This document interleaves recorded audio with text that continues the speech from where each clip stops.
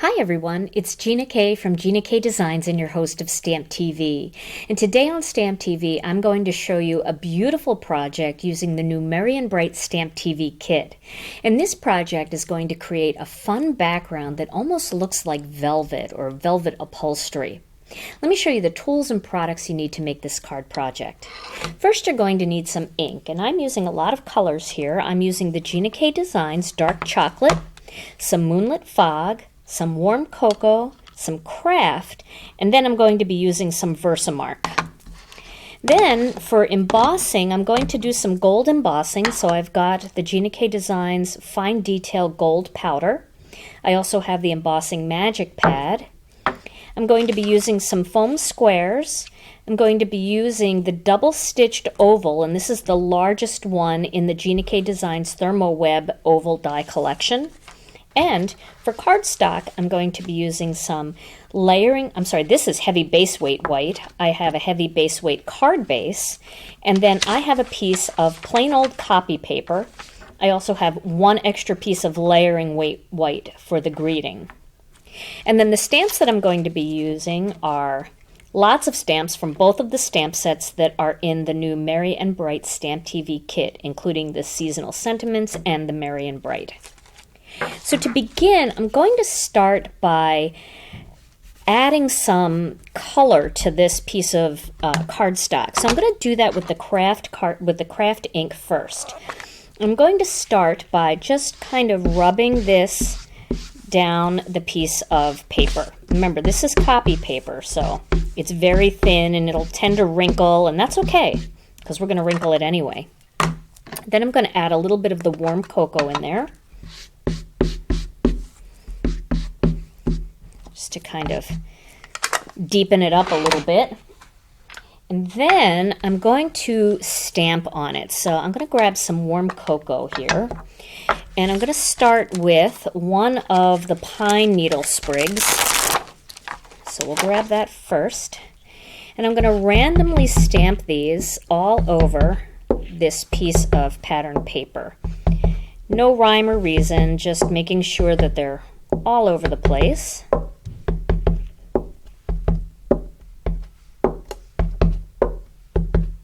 Go. I'm not too worried about what's going on in the middle because I am going to be covering a lot of that. Now I'm going to use the small acorn stamp. The small pine cone stamp. It's not an acorn. Different season. And I'm going to just stamp that all over the place.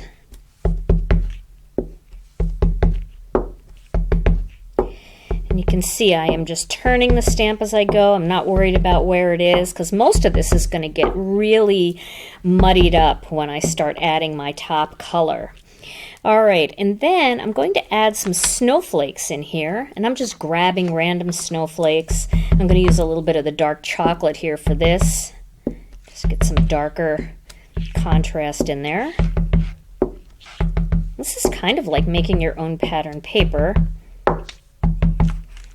It's very, very distressed looking though. And we'll add one more snowflake in there. Just for something a little bit different. All right, there we go. So now I have a kind of a muddy mess, but I like it. And then I'm going to grab some of this Moonlit Fog because this is going to be my next color. But before I do that, I'm going to take this piece of paper and I'm going to crinkle it all up.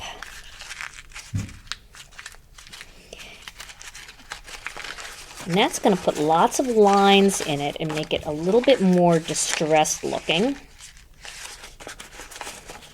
Now I'm going to grab my Kraft again and I'm going to rub my Kraft all over that. And you see how that is picking up all of the little lines that I just put in it? See, it's picking up all those crinkles. I want that to look more aged that way. All right. And I can add a little bit, just a tiny bit of the dark chocolate over that too, just to bring those out even more. Then I'm going to grab a sponge dauber and I'm going to ink that up with some of the Moonlit fog. And this is going to add a really interesting look. This is going to add almost a green tinge to it. It's a gray, but it's got a lot of green and blue in it. And I think that really jazzes it up.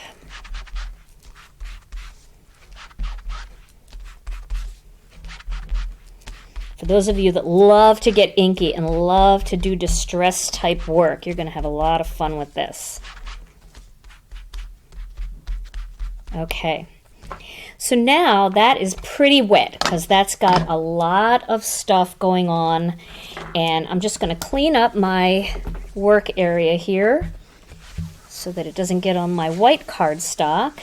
And then I'm going to grab my heat tool and I'm going to dry this. Now, you're going to see it's going to start to get lighter in places where it starts to dry. And just be careful because this paper is really thin. I've actually almost set it on fire when I was making my sample because I held onto one area too long in trying to dry it. But you can see it really starts to lighten up quite a bit. And it looks like beautiful upholstery.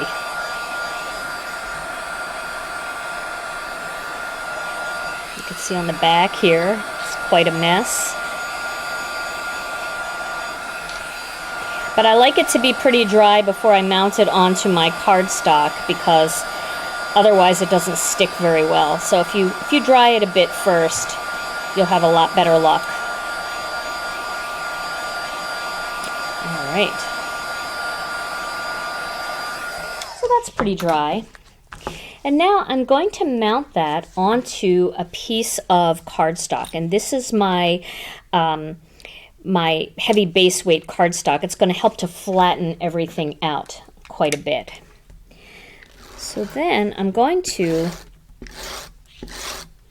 really put a lot of tape on this because I want it to flatten out, but I want it to be pretty tight across the top and down the sides. So yes, that's a lot of tape. And then I'm going to lay this on top and then start pressing it down from the center and work my way outward, almost like the rays of a sun.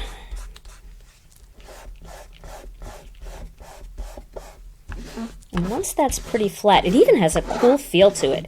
You're going to love the way this feels. You can see it's nice and flat. I'm going to grab my paper cutter and I'm going to cut this down.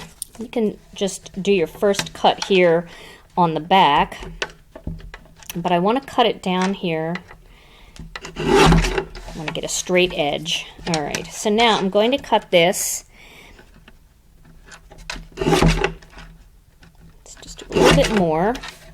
I'm going to cut this to 3.5 inches. You can see I just created 2 straight edges so I can start. I did this edge and then this edge, or this edge and this edge. Okay, so that's 3 3/4 inches by 5. Okay, so now that is the perfect size for my card project. Now I'm going to grab a piece of white cardstock here and I'm going to cut this one 4 inches by 5.25. So I'm going to leave a 1/4 inch border around this, but I'm not going to keep it white, and I'm going to show you what I'm going to do. So my next step for this card is my greeting, and I'm also going to create some edges to match my greeting on this extra piece of white cardstock.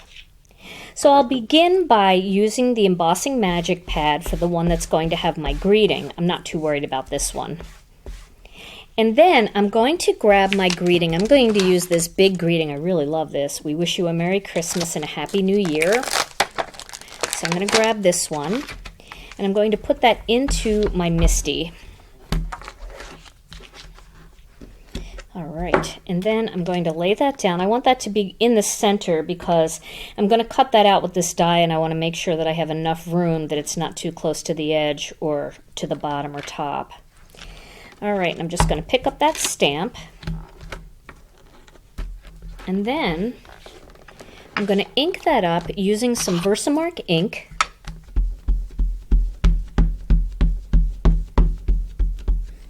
And I'm going to stamp that. I like to really lean on it here, especially with Versamark. Okay. Now I'm going to add a little bit of gold embossing powder to that. So I've got an extra little piece of cardstock over here to just let that fall onto. And there is my greeting. And that is ready to be embossed. Do a little bit on this side too. There we go. And that is ready to be embossed.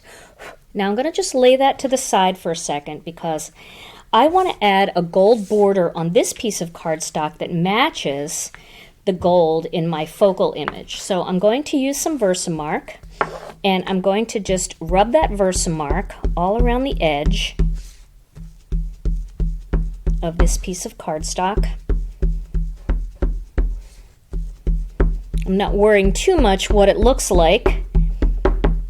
All right, and then let's see how good I can do this.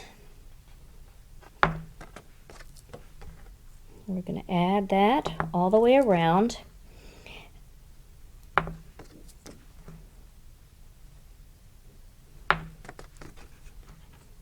And finish it up over here. All right, so now I have gold going all the way around. Now let me get this back in my little jar, and then we will heat emboss those. All right, and before I do that, I am going to just wipe away any excess embossing powder I have on here so I don't emboss it all over my craft mat. And then we can start embossing the edges of this piece. So I'm going to let it heat up just a little bit, and then I'm going to start to emboss it. And you can see how pretty that's coming out.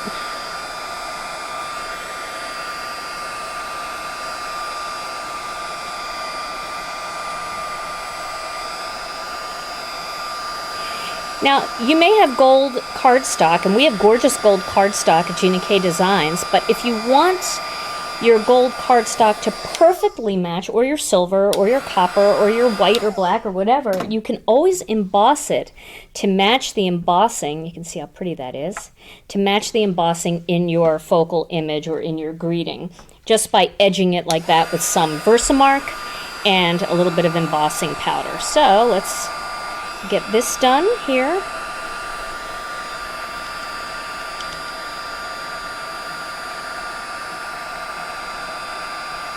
And now all the gold is going to match perfectly. So you can see that there matches perfectly with that. Okay, so now it's time to cut this piece out. And I'm going to use my Big Shot for that. I'm going to lay that down and grab that double-stitched oval die and place that exactly where I want it. Now, if you want, you can use a piece of washi tape for that, just to make sure it stays perfectly in place. Or if you feel okay about it, you can always just put a little pressure on it and send it through. All right. So there is my gold embossed focal image. And you could just kind of straighten it out a little bit. It does get a little warpy from the embossing, but not too bad. Now you could add another layer, but because this background is so deep and unique, I'm not going to add anything else to this. So my next step then is going to be to take this panel and mount this right on top.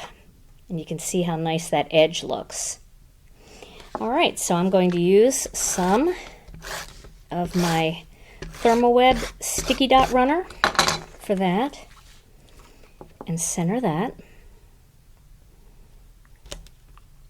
And then this whole panel is going to go right on top of that white card base. It's just going to leave a little edge there of the white card base. And then this whole panel is going to go on top of this using some of these foam squares. Now, if you have bigger foam squares, you can use them, but I don't have them with me right now, so I'm just going to use some small ones. Just a few. Foam squares are not expensive at all, so don't be afraid to use a few extra ones. And then I'm going to pop that right into the center of my card.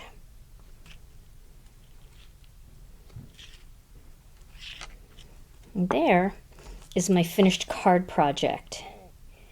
And I stepped this one up, my first one that I did, I stepped it up a little bit with some of the white and gold ribbon, and that just adds a little extra gold in there, and that ribbon is so beautiful, so you can always step it up like that if you want. So those are my finished card projects. I hope you've enjoyed today's StampTV video. Stay tuned to StampTV for more projects featuring the Merry and Bright StampTV kit, and thanks so much for watching.